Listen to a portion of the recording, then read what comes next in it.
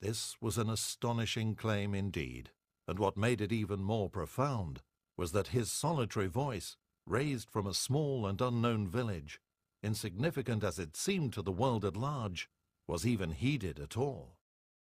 Some responded to Ahmad's call with complete faith and devotion. However, as the followers of the community grew, so too did the opposition against him.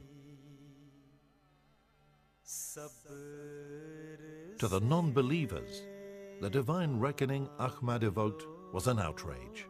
His dismantling of their false customs and heritage was deeply infuriating. When the message of Ahmadiyyat started spreading far and wide, naturally it did not go without any reaction. And people and also the governments in various countries, they reacted to this one. Particularly if we talk about Pakistan, there was a very strong opposition, and hundreds of people, they actually had to lay down their lives just for the cause of this great message that they are presenting.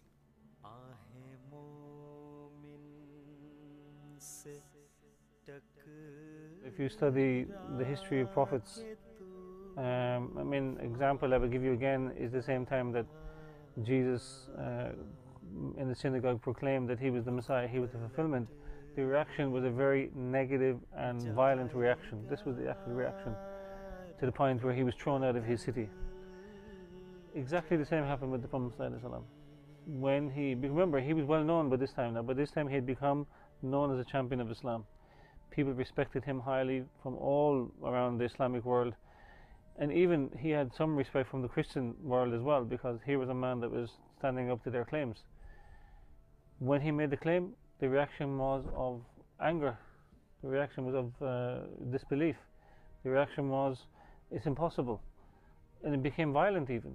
I mean, many of the mullahs, if you want to call them mullahs, or the clerics at that time, their followers just became angry and started hurling abuse, that you are a liar, a deceiver, a heretic, a kufr, whatever you want the words to use.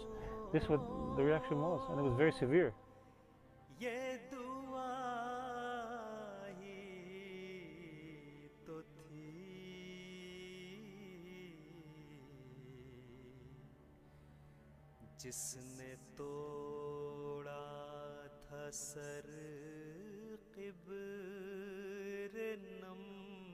And the reason for that reaction was that this was something which in a way shook the whole base of understanding for them.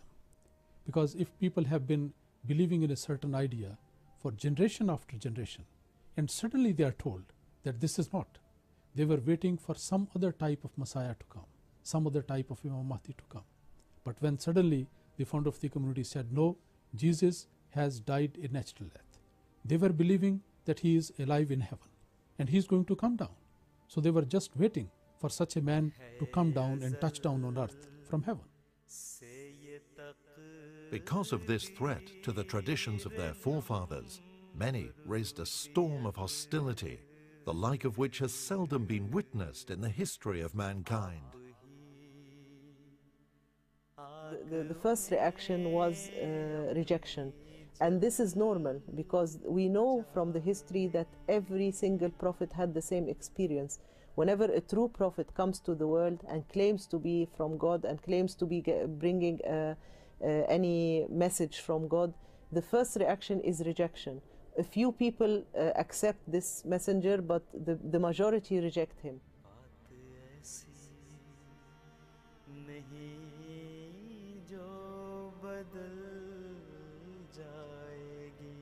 But there is nothing to surprise about that, because persecution is always the ways of those who come from God.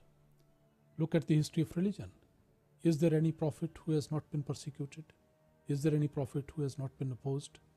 The Holy Quran bears testimony to the fact that any prophet coming from God Almighty has to face the opposition and persecution. And the history of all the prophets is in front of us. The same thing happened to the promised Messiah, the founder of the community. When he claimed, something very strange happened in a way, that those people who used to admire him before that, those who were his friends and supporters, and even those people who were looking towards him as a man who is going to help them in this difficult time, these people turned into foes.